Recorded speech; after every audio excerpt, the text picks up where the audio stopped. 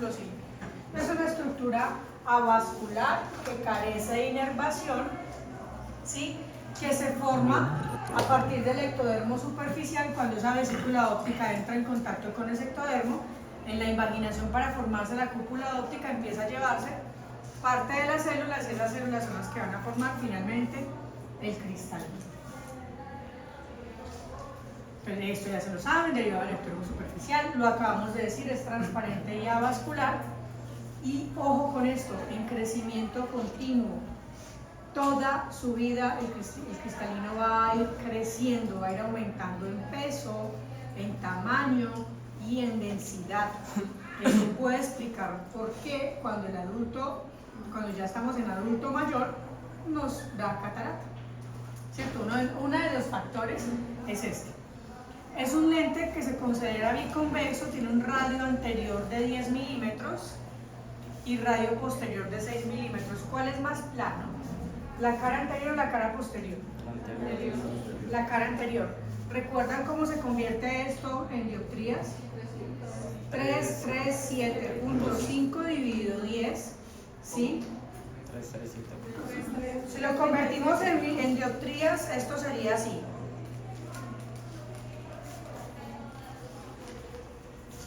Ah, no.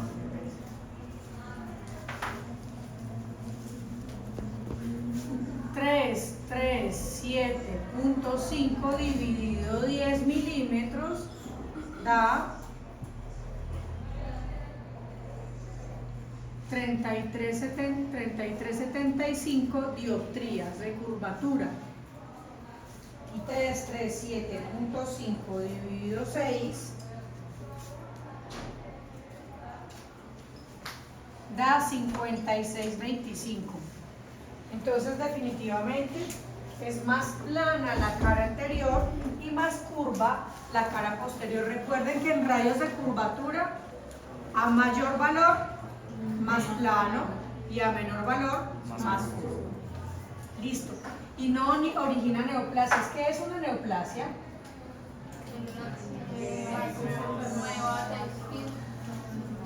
Un tejido nuevo, ¿cierto? Entonces no hay cáncer de cristalino. ¿Y cuál es la razón para que no exista cáncer de cristalino? Que carece de vasculatura, carece de vasos. ¿Por qué a la conjuntiva se le puede dar cáncer? Pues porque cerca tiene la conjuntiva que la puede tener, ¿cierto? Pero el cristalino no tiene estructuras que le puedan dar irrigación, por tanto no genera neoplasias. Sus funciones son ópticas principalmente. Óptica, ¿por qué? Pues porque es responsable de la acomodación, ustedes conocen el proceso muy bien, ¿sí? Y en sí, el cristalino tiene una potencia de 16 dioptrías, en algunos más, en otros menos. ¿De qué depende?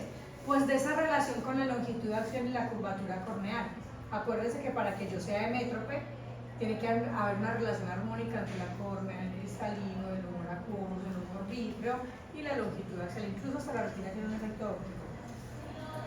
Y podría decirse que la retina tiene 16 dioptrías de potencia, pero con la acomodación podría incrementar hasta 10 dioptrías su potencia. Es decir, que podría llegar perfectamente a 26 dioptrías de potencia refractiva. Entonces, quiere decir que es una estructura óptica bastante importante. Y tiene, por otro lado, otra importancia, y es con respecto a la protección de la retina. Cuando ustedes miren a una persona de 50 años, 60 años, lo que van a ver es un cristalino amarillento, ¿cierto? Esa coloración amarillenta no es de gratis. Esa coloración amarillenta es una coloración que ha surgido por los cambios de estas estructuras que se llaman cromóforos, ¿sí? Que absorben la radiación ultravioleta y protegen a la retina. Razón por la cual cuando a un paciente lo operan de catarata, les ponen un lente intraocular y algunas veces los venden con protección y con filtros, pues muy bueno porque protegen, pero ojalá a esos pacientes que tienen cirugía de catarata usted les pueda recomendar un fotocromático o que se protejan porque ya perdieron la protección natural de la retina. Sí. Ok. Es posible incluso que algunos pacientes operados de catarata, adultos mayores, puedan detonar más fácil el desarrollo de degeneración macular relacionada con la edad, porque parte de la fotooxidación es la que deteriora el efecto del epitelio pigmentario.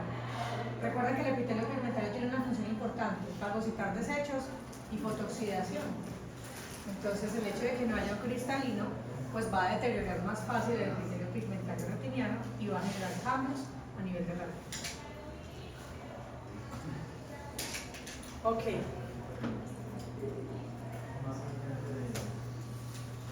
Bueno, muchachos, esta es una microfotografía de un cristalino sujeto al cuerpo ciliar. Cuando yo hablo del cuerpo ciliar estoy hablando de dos estructuras: pars plana y pars plicata. La pars plana, músculo ciliar, y la pars plicata, los procesos ciliares, ¿cierto? Eso ya lo hemos hablado, ¿no? ¿No hemos hablado del cuerpo ciliar? Ay, no hemos hablado del cuerpo ciliar. Ok. Pars plana es donde está el músculo. Estamos hablando del cuerpo ciliar. El cuerpo ciliar está subdividido en dos: pars plana y pars plicata. La pars plana es el músculo ciliar, ¿sí? Y la pars plicata son los procesos ciliares donde se produce el humor acuoso, ¿sí? Entonces, ¿qué están viendo ustedes de sondas? ¿Están pegadas o están adheridas a quién? ¿A la parte plana o a la parte plegada? A la plegada. Entonces las zónulas no están directamente pegadas al músculo ciliar. Lo que pasa es que cuando hay contracción del músculo ciliar o dilatación del músculo ciliar, se desplaza todo el cuerpo ciliar, incluyendo los procesos ciliares, ¿sí? ¿Me hice entender con eso? Ok. Dejémoslo para la próxima clase, para que cuando veamos músculo ciliar y cuerpo ciliar comprendamos. Pero entonces fíjense y acuérdense de esta fotografía, incluso me pueden acordar que volverla a presentar. Estas son las zónulas y miren que ellas están pegadas a esta cosa que está irregular. Esos son los procesos ciliares. Ahí es donde se produce el humor acuoso. Esta parte plana que ustedes ven, ese es el músculo ciliar, ¿sí? Entonces realmente cuando yo pienso que el cristalino está sujeto a las zónulas y las zónulas están sujetas al músculo ciliar, no es tan real, porque están sujetos directamente, sí, están en el cuerpo ciliar, que es el que contiene el músculo ciliar, pero inmediatamente están sujetas a los procesos ciliares, ¿sí? Y ahí se lo muestro con una microfotografía. Esto es real, esto es una imagen real, no es ningún dibujo, ¿listo? Entonces, ¿qué pasa cuando este, que es en forma anular, que es el músculo ciliar, se contrae? Las células se relajan y el cristalino se embomba, generando mayor potencia refractiva, por tanto, acomodación. Listo. Las células, ¿qué son? Colágeno. Son vítreo terciario. No hemos visto vítreo, ¿sí? Pero el vítreo tiene 3 momentos de formación y el último momento, el tercero, es el momento en el que se forman unas células donde se sujeta el vítreo a la retina y el cristalino al músculo ciliar. Entonces, esas células que ustedes están viendo allí son colágeno, pero embriológicamente alguna vez fueron vítreo, ¿sí? Cuando yo hablo de cristalino, entonces vuelvo y repito, yo imagino una lente parecido a una lenteja, ¿sí? Plano adelante, más curvo atrás, sujeto a unas células, y las células se sujetan a los procesos ciliares. Esto que ustedes ven dobladito aquí es por donde se produce el humor acuoso. El músculo ciliar será este. Entonces, este músculo ciliar viene en forma anular en los 360 grados posteriores a la base iridiana, y cuando él se contrae de forma anular, el cristalino se embomba, y cuando se dilata en forma anular, cuando se contrae, las células se relajan y el cristalino se embomba, y cuando se dilata el músculo ciliar tensa las células, y al tensarlas el cristalino se aplana, pierde potencia refractiva. ¿Eso es claro para ustedes? A eso es lo que se llama la paradoja acomodativa, porque la relajación del músculo ciliar genera una contracción de las células, y porque la contracción del músculo ciliar genera una relajación de las células, ¿sí? Por eso se llama paradoja acomodativa.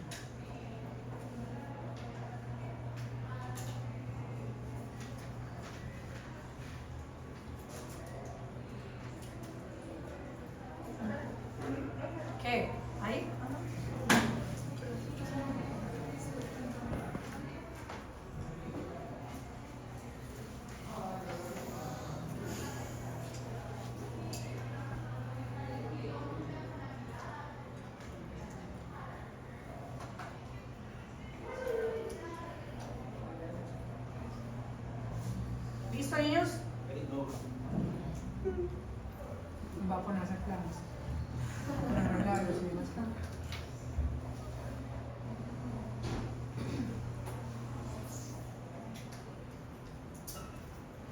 Ok. En la primera diapositiva vimos que el cristalino cambia de tamaño, ¿cierto? Y sigue en constante crecimiento. Miren cómo el diámetro en un niño puede llegar a ser de 6.5 milímetros de diámetro cristaliniano y en un adulto puede llegar a 9 milímetros diámetro del cristalino, o sea, llegar a alcanzar casi el centímetro del cristalino. Y en términos de peso, al nacer pesa 65 miligramos y en un anciano puede llegar a... No, yo creo que eso es más o menos unidad de medida, pero puede llegar a ser 4 veces el peso con respecto al peso del cristalino. Aquí tenemos una fotografía, ¿sí? Esto es una imagen Scheimpflug de córnea, cámara anterior y cristalino. Córnea, cámara anterior y cristalino, y vemos cómo un cristalino joven, ¿sí?, es más transparente, menos denso, más delgado y permite que la cámara anterior sea amplia. Y como cuando una persona es adulta, el cristalino es más robusto, más denso, miren que se ve más blanco y estrecha la cámara anterior. Entonces eso explica cómo constantemente el cristalino está creciendo. Ya les voy a mostrar por qué. Y estas son las capas del cristalino. Tiene entonces 4 capas, ¿sí? Si estamos hablando de que el cristalino constantemente crece, decimos que en este momento su núcleo es lo que en algún momento fue su cristalino embrionario. Es decir, lo que ahora está en su centro del cristalino fue lo que empezó a desarrollarse cuando usted estaba en el vientre de la mamá. ¿Sí? Embrionario, fetal y adulto. Tendremos entonces un núcleo que será la parte más interna, más hacia adentro, más central el embrionario, luego el fetal y luego el del adulto, ¿sí? Luego tenemos una corteza, estoy contando de adentro hacia afuera, del centro del cristalino hacia afuera. Luego tenemos una corteza, luego el epitelio y por último una cápsula, que es la que lo recubre. ¿Puedo pasar? Voy a ir una a una, ¿sí? La cápsula. Entonces imagínense que el cristalino está metido en un saco, ¿sí? En un saco, esa es la cápsula. La característica de esa cápsula es que es acelular, por tanto, si la cápsula se lesiona o se daña, no tiene forma de regenerarse, de recuperarse. Tiene un espesor más o menos de 20 micras y su estructura está configurada por colágeno, y si tiene glucolágeno, tiene glucosaminoglucanos y proteoglucanos. No estarán los fibroblastos, pero sí las fibras de colágeno con sus proteoglucanos y glucosaminoglucanos. ¿Listo? Y ella, de alguna manera, durante toda la vida embrionaria, fue sintetizada por el epitelio. Entonces, el epitelio cristaliniano fue el que sintetizó la cápsula en algún momento, así que la cápsula pasa a ser como una especie de membrana basal de ese epitelio. ¿Listo? Entonces, la parte más externa. Este está oscuro, la parte más externa. Después, hacia adentro,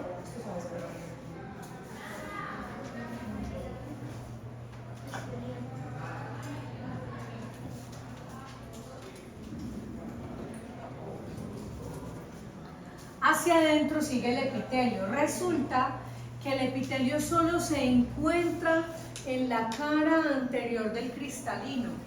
Solo está en la cara anterior del cristalino. En la cara posterior del cristalino no hay epitelio, ¿sí? Está detrás de la cápsula. ¿Qué pasa con los epitelios? Por ejemplo, el epitelio corneal. El epitelio corneal es el primero, el que se encuentra afuera. Entonces, ¿qué pasa con el epitelio? Con mitosis se duplica, las células madres, ¿cierto? Surgen nuevas células basales que migran hacia la superficie, pierden sus organelas, se descaman y vienen las nuevas. Entonces constantemente está regenerándose. Este epitelio tiene la misma característica. Tiene unas células madre que por mitosis se duplican, ellas van migrando, en este caso van migrando hacia el ecuador, ¿sí? Cuando migran hacia el ecuador pierden sus organelas, pero aquí cambia la cosa. Estas células ya no es que se mueran y tampoco se van, sino que pierden sus organelas y se transforman en fibras de colágeno. Y al transformarse en fibras de colágeno lo que están haciendo es aumentar la densidad del cristalino. Porque entonces, como aquí el epitelio no se descama ni se va, y si por el contrario, ese epitelio cada vez que va creciendo, va migrando y se va convirtiendo en fibras de colágeno, lo que va ocurriendo es que acá, ellas, solamente, acuérdense otra vez, el epitelio se encuentra solo detrás de la cápsula anterior. En la cápsula posterior no aparece. A este nivel están las células madre. Por mitosis se duplican y empiezan a migrar hacia el ecuador. En esa migración hacia el ecuador pierden sus organelas y se transforman en fibras de colágeno, mírenlos allí, ¿sí? Y lo que va ocurriendo es que el epitelio, a diferencia de los otros epitelios que se descaman y se regeneran, este se sigue produciendo, pero lo que está haciendo es aportando más fibras de colágeno. ¿Qué está pasando con este epitelio? Que vendrán los de atrás y van empujando esas fibras de colágeno hacia el interior. Por tanto, en su infancia, esas fibras de colágeno que se sintetizaron por ese epitelio, ahora pueden ser su corteza. ¿Sí? ¿Por qué? Porque están más hacia adentro. ¿Me hice entender? Eso explica por qué el cristalino crece constantemente. La explicación entonces radica en que las células epiteliales del cristalino no tienen esa capacidad. ¿De quién es el celular, por favor?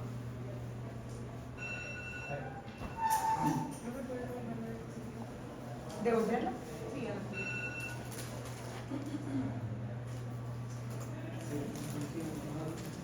listo.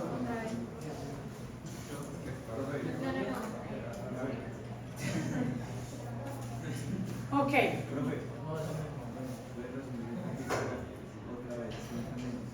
Claro.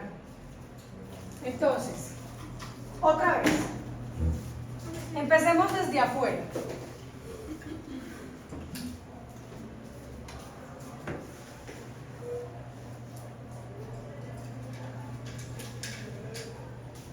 Tenemos entonces una cápsula anterior, cápsula posterior, ¿cierto? Listo. Esa simplemente es una capa muy fibrosa, llena de colágeno, avascular. Tiene mucho colágeno. Y si tiene colágeno, tiene proteoglucanos y glucosaminoglicanos, pero no hay fibroblastos. Es avascular y carece de células. Señor. Cuando dice anterior, ¿cómo nos estamos ubicando? Anteriores como hacia la córnea y posteriores hacia el vítreo. Listo. Entonces, muy bien, gracias. Estos serían células. Acá estaría el iris. Perdón, eso es muy grande. Acá estaría el iris. ¿Sí? Por acá están los cuerpos ciliares, el proceso ciliar. Y acá estaría la córnea. ¿Sí? ¿Ahora sí? Entonces está la cara anterior. Listo. Dice, la cápsula entonces es la que, el bolsillito, el saco que alberga el cristalino. Listo, la primera cobertura. Y se dice que la cápsula entonces es como la membrana basal del epitelio. ¿Ok? Bueno. Después dice, viene el epitelio, pero el epitelio solo se encuentra en la detrás de la cápsula anterior. Es decir, que el epitelio solo va a estar detrás de esta cápsula anterior. Acá, en la cápsula posterior, no hay epitelio. ¿Cuál es el propósito del epitelio? Que, bueno, ahí no está escrito, eso casi solamente. Que las células del epitelio, sus células madres se encuentran a nivel central del epitelio cristaliniano y ocurre lo mismo que con todos los epitelios. Por mitosis se duplica y al duplicarse esas células van migrando hacia el ecuador. Este es el ecuador. sea, hacia los extremos. Esto mismo ocurre hacia acá, ¿sí? Y cuando llegan al ecuador, se transforman en fibras de colágeno, ¿sí? Entonces, al transformarse en fibras de colágeno, esas fibras de colágeno van creciendo y van yéndose hacia el interior. ¿Por qué? Porque detrás vienen otras células que también van a hacer lo mismo y van empujando las más antiguas. ¿Eso es claro, señor? Bueno, y si nosotros sabemos la causa de por qué es la densidad del cristalino y da la catarata, ¿no hay otra manera de esperar a que madure y no como para que ese colágeno no es posible? No, o sea que fisiológicamente intenten detener el crecimiento No, porque resulta que también a nivel del epitelio están unos canales que se llaman los canales de acuaporinas, que son los que permiten el paso de agua al interior al interior del cristalino. Y la transparencia del cristalino, igual que la córnea, depende de la concentración de agua a nivel interno. Entonces, si alcanzaran a deteriorar el epitelio, lo único que estarían es desequilibrando el metabolismo cristaliniano, porque cambia el equilibrio osmótico y se opacifica más el cristalino. Entonces, sí o sí el epitelio se necesita. Pero sería muy bueno crear una estrategia en la que se detenga esa proliferación, pero no pasa. No es de esa manera, ¿listo? Ok. Entonces, eso con respecto al epitelio. Miren que el epitelio entonces tiene unos canales específicos, que es lo que les estaba comentando, que se llaman acuaporinas, ¿sí? Y lo que pasa es que allí ellas, que están en la membrana celular, lo que ocurre es que tienen su bomba sodio-potasio, que ustedes ya saben cómo funciona la bomba sodio-potasio, que requiere ATP, ¿sí? ¿Cuál creen que es el metabolismo? ¿De qué tipo? Del metabolismo de la glucosa, aeróbico o anaeróbico. Anaeróbico porque está más para allá, ¿cierto? Principalmente es anaeróbico, pero lo que genera es que en esas acuaporinas se genere esa bomba sodio-potasio y empiece a pasar o a regularse el contenido de agua. Eso pasa en el epitelio del cristalino. ¿Listo? Ok. Bueno, el cristalino, por estar embebido, está en la cámara posterior, está embebido en el humor acuoso, pues se beneficia del humor acuoso. ¿Qué obtiene el humor acuoso? Agua y glucosa. Agua y glucosa. El agua, pues para mantener su regulación de electrolitos y todo lo demás, y la glucosa para el funcionamiento de la bomba sodio-potasio. Los residuos de todo el metabolismo del cristalino pasan a través del conducto de Petit hacia la cámara posterior. El conducto de Petit se encuentra en el ecuador, o sea, se encuentra en estos extremos donde están las ónulas. En este caso son los cercanos a las ónulas, ¿sí? Se encuentran cercanos a las ónulas, ahí están los canales de Petit, y los canales de Petit lo único que hacen es recoger esos desechos y eliminarlos hacia el humor acuoso. Por tanto, ya ustedes van sabiendo que lleva el humor acuoso. El humor acuoso lleva desechos de la córnea y del cristalino, ¿sí? Ya saben algunos compuestos del humor acuoso. Entonces, ya ustedes lo dijeron, la energía se obtiene principalmente de la glucólisis anaeróbica. El resultado de esa glucólisis anaeróbica finalmente es el ácido láctico, que el ácido láctico entonces también termina siendo un componente del humor acuoso, ¿sí? ¿Por qué? Porque todos esos desechos caen al humor acuoso. ¿Listo?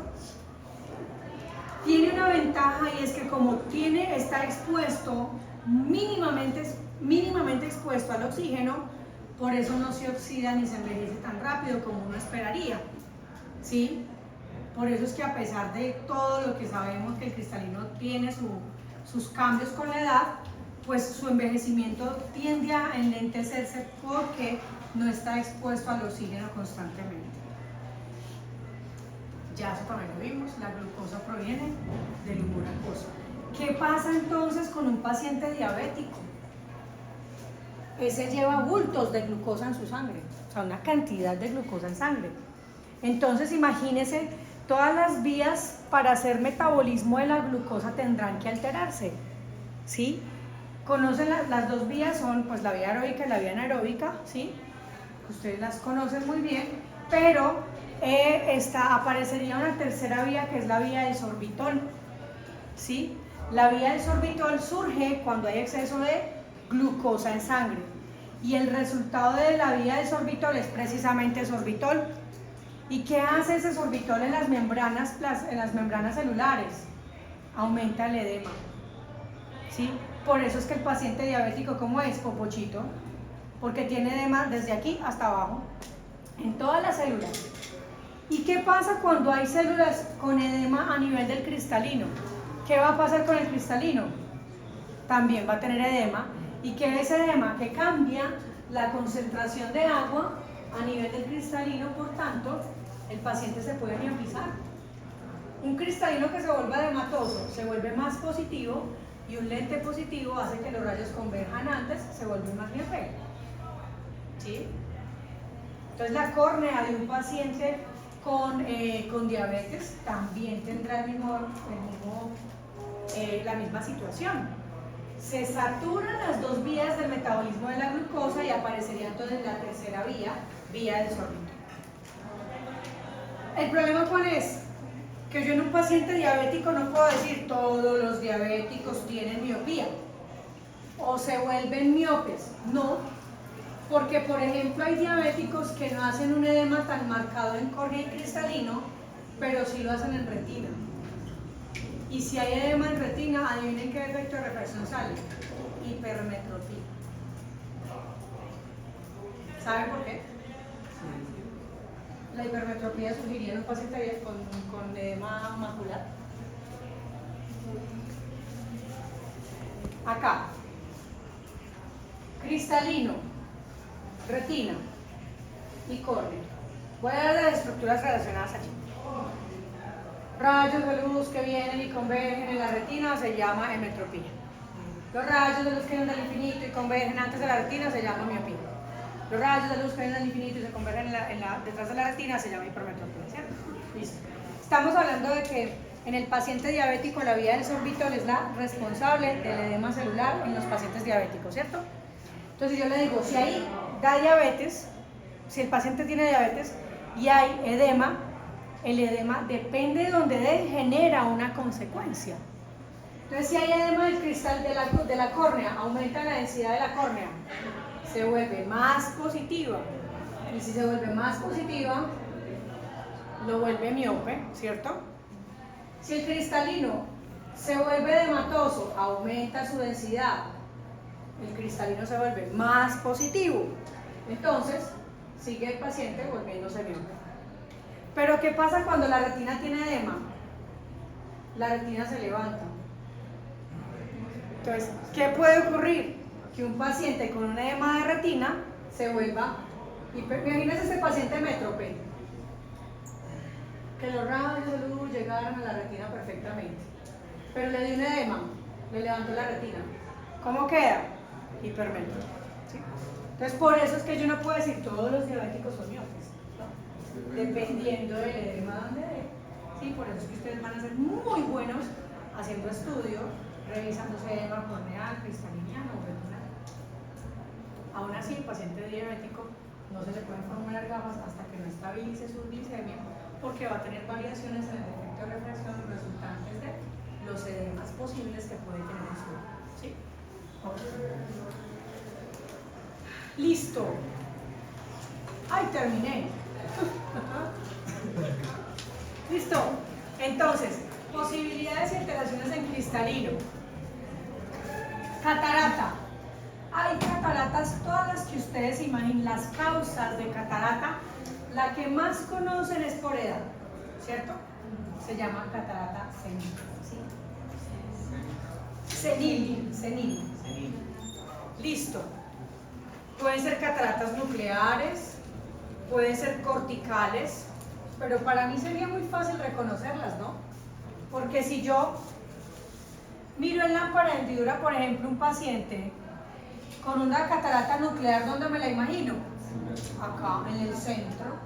Entonces, si miro la lámpara en directo, veo una manchita oscura en la mitad, es catarata núclea. Si veo una catarata cortical en la corteza, ¿cómo se va a ver? El cristalino todo difuso.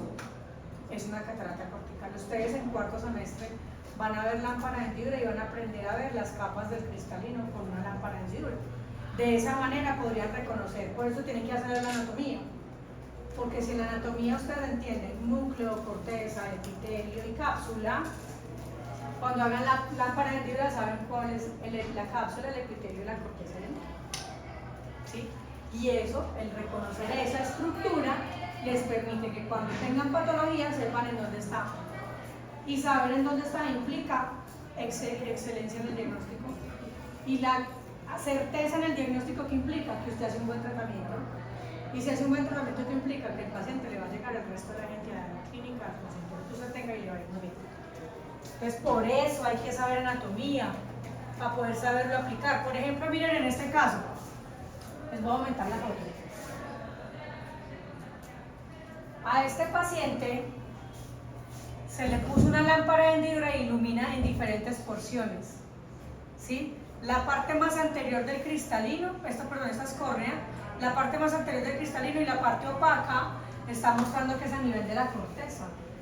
Cuando es a nivel del núcleo, ¿cómo se va a ver? En el centro, ¿sí? Entonces, corteza nuclear, catarata nuclear, catarata cortical. Miren esta. ¿Es qué? Nuclear, ¿cierto? Ok. Hay cataratas congénitas, ¿sí? Traumáticas. La traumática es que se dio un golpe hoy, un balonazo, un puño, un golpe con esos rifles de paintball, ¿sí?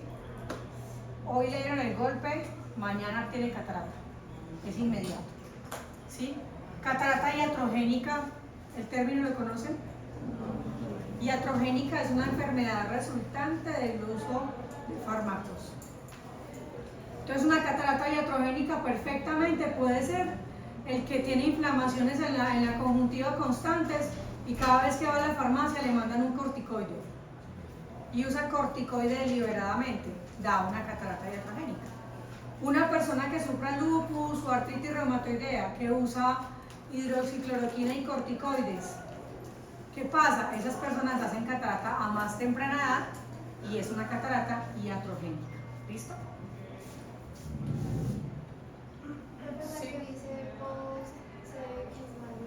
Es una catarata secundaria post cirugía más implante de lente intraocular. Resulta, no lo quiero explicar, pero lo voy a explicar. Ok, cuando hacen la cirugía de catarata, yo más o menos les he explicado qué es la cirugía de catarata. Ok, listo, ingresan por acá, rompen la cápsula anterior, ¿cierto? Dejan el resto de la cápsula y sacan todo el contenido del cristalino. Sacan, o sea, el núcleo, sacan la corteza, sacan la cápsula anterior, ¿sí? Y sacan el epitelio. ¿Qué queda? Cápsula posterior y un bordecito aquí en la cápsula anterior. Y meten el lente intraocular en ese sano. ¿Qué puede pasar después de la cirugía de catarata? Que el paciente refiera que otra vez está empañando la visión. ¿Por qué es? Porque como quedó la cápsula posterior, ella puede opacificarse. Entonces, por eso se llama catarata posterior. Catarata secundaria o catarata posterior o catarata o opacidad de cápsula posterior, que es la única parte que queda del cristalino. ¿Listo? Esa sería una catarata. Sí, lo que hacen es dilatar la pupila del paciente para exponer el cristalino y con láser rompen esta cápsula permitiendo que la luz pase por el eje visual. No la rompen toda. ¿Por qué no la rompen toda? Porque entonces el lente se va a caer. Entonces dejan una parte que sujeta el cristalino y solamente liberan una porción que sea más o menos relacionada al eje visual. ¿Sí? Eso es lo que algunos viejitos llaman como, ay, me limpiaron el lente. No le limpiaron el lente, lo que hicieron fue romper la cápsula, pero el oftalmólogo le explica para que el paciente comprenda pues que sí, o sea, básicamente sería una limpieza porque después de eso el paciente otra vez vuelve a quedar viendo bien. Listo. Profe, ¿y por qué vuelve a salir a veces otra vez? Después de eso no vuelve a salir. O sea, si le hicieron capsulotomía y le volvió a salir es porque se le hicieron mal. Por eso, porque a veces que, bueno, yo he visto a los y a veces me dictan que fue insuficiente la capsulotomía y no lo va a hacer. Eso fue insuficiente, es decir, no la hicieron bien. A veces lo que pasa es que no dilatan el paciente y hacen una capsulotomía muy localizada, pero en la noche el paciente, cuando tiene la pupila dilatada, alcanza a percibir todavía la parte de abajo. Entonces hay que hacerlo con la pupila dilatada. ¿Qué pasa con los implantes que dicen que la gente que salen de colágeno, porque si sacan todo lo que hay adentro, Ya no hay de eso. ya no hay de eso, entonces se vuelve más El flexible. cristalino ya no tiene función, es decir, dejan la cápsula solamente. Y el propósito de la cápsula es albergar el lente intraocular. Pero ahí ya no hay acomodación, ya no necesitamos transparencia del cristalino porque ya no hay cristalino. Ya no hay fibras de colágeno, ya no hay nada. Ok, estas son las otras alteraciones que son con respecto a la posición y a la... Bueno, con respecto a la posición, básicamente, señor. Profe, ¿y los niños con catarata congénita, cómo sabían ellos? Lo mismo, sacan el cristalino, algunas veces lo sacan completo, incluyendo las cápsulas y los dejan áfacos. Algunas veces les ponen lente intraocular, pero el tema es que el oftalmólogo a veces se evita poner lente intraocular porque desconoce cómo va a ser el crecimiento del globo ocular y desconoce la extensión. Primero, las dimensiones del lente intraocular para un pequeño. Segundo, porque desconoce cuál va a ser la refracción final de ese paciente una vez termine su proceso de metropización. Entonces, algunas veces los dejan áfacos. Y también otra cosa, y es que la mayoría de las veces los niños que nacen con catarata congénita es que hubo algún problema en el desarrollo embrionario. Y cuando hay un problema en el desarrollo embrionario del cristalino, lo más probable es que haya microoftalmias. Entonces, un ojo pequeño es un ojo en donde un lente intraocular convencional pues no va a caber. ¿Sí? Entonces, la mayoría de las veces los dejan áfacos, es sin cristalino, sin lente. Ahí viene quién los atiende. El optómetra. El optómetra. El optómetra, ¿qué hace? Poner un lente de contacto para suplir esa potencia refractiva, entre otras. Si yo al niño que tiene 6 meses de nacido y le operan de catarata congénita, vamos a pensar un poquitico en visión del niño. Le operan de catarata congénita y yo le hago la refracción y encuentro que tiene un más 32. Tiene un más 32 y con eso quedaría hemétrope. ¿Sí? La idea sería, bueno, no le hace la pregunta, la idea sería que esa corrección que yo le pongo al paciente, yo le tendría que poner un lente de 32, eso con distancia vértice, eso baja un poquito. Pero yo tiendo a hipercorregirlo de 3 a 4 dioptrías positivas, o sea, dejarlo miope. ¿Me explican por qué? Por la que va creciendo, lo va creciendo y por el crecimiento.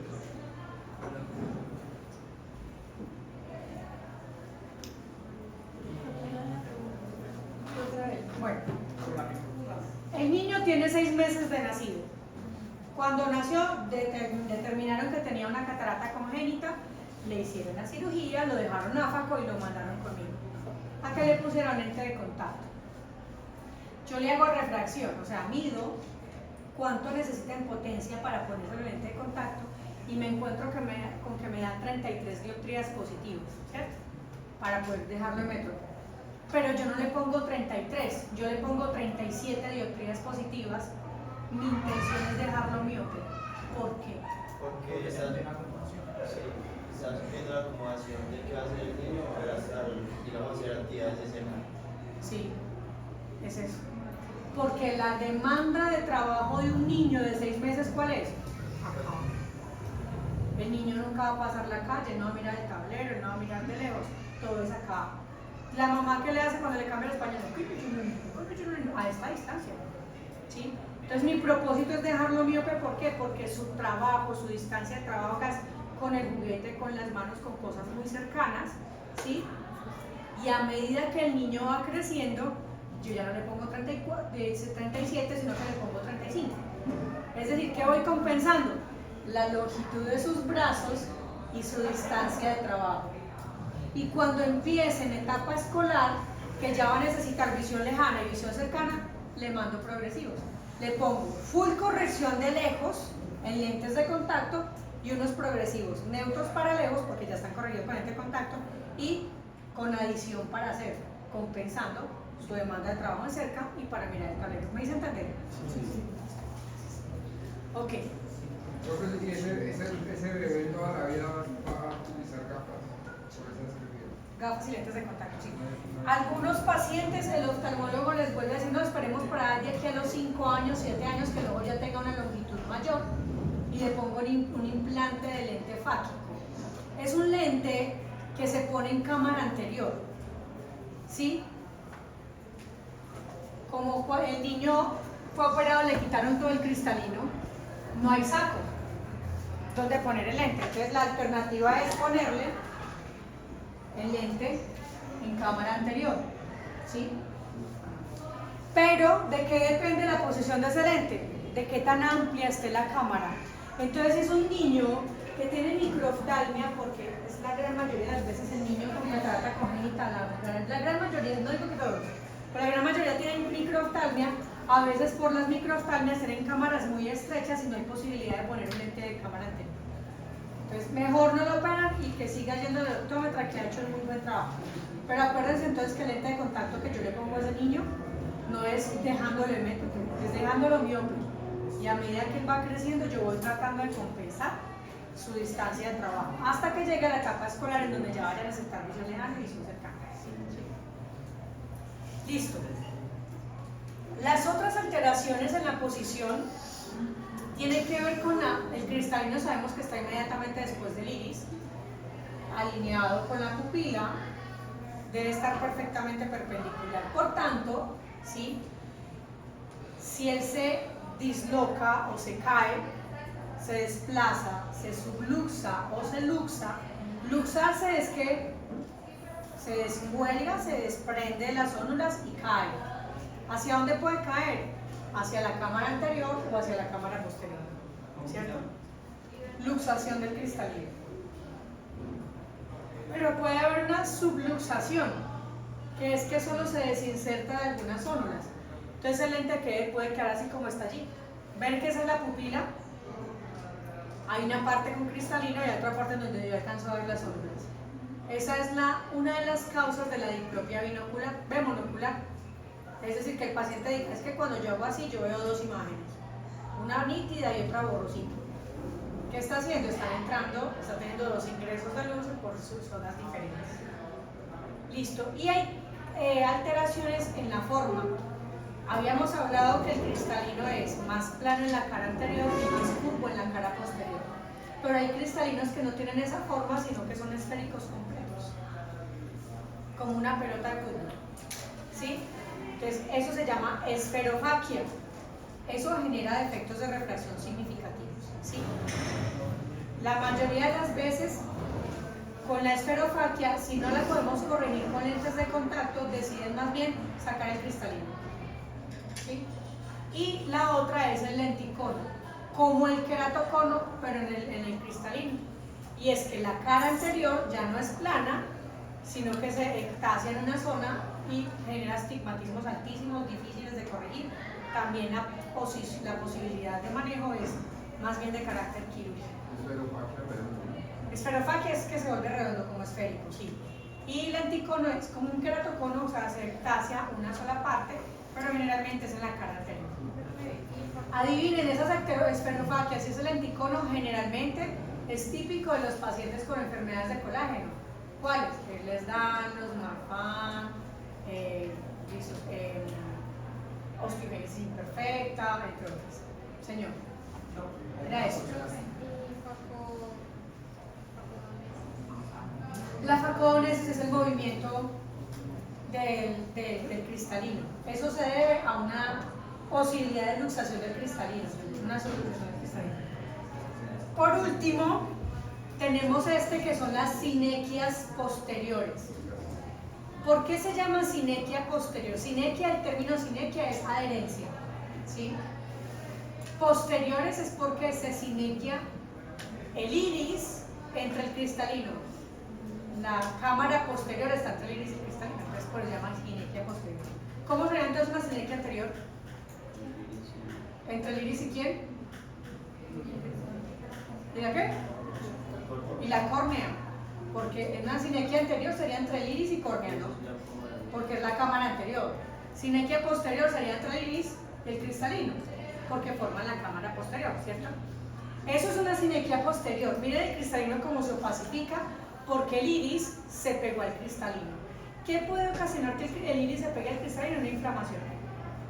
Por ejemplo, una uveitis, ¿sí? Que es una inflamación interna, en donde la inflamación del iris hace que se adhiera al cristalino. Eso ya es de operar, ¿no? Listo, muchachos.